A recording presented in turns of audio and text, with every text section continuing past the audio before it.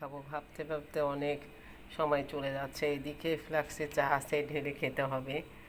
এদিকে বিস্কুট আছে, খুলে খেতে হবে। এদিকে আম আছে, এটা হিমসাগর। এগুলা সিলে হোক কেটে হোক খেতে হবে। লেবুগুলা শরবত বানাতে গেলে কাটতে হবে। চিনি, ফ্রিজে ঠান্ডা পানি আছে, আর চামচ, মগ, আর এটার মধ্যে আছে মুড়িও আছে। এখন কোনটা খাওয়া যায় এইটা ভাবতে ভাবতে দেখা যায় অনেক, যেটাই করতে যায় এখন সময়ের ব্যাপার।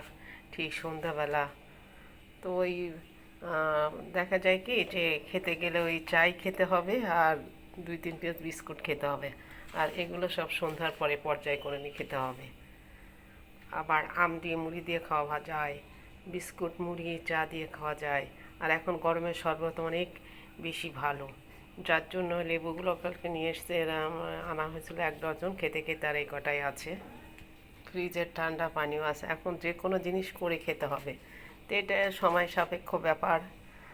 এখন প্রাথমিক পর্যায়ে যা খাওয়া যায় খেতে খেতে আপনাদের সাথে শেয়ার করব না, কারণ এখন সন্ধ্যা হয়ে গিয়েছে, রাত আসছে।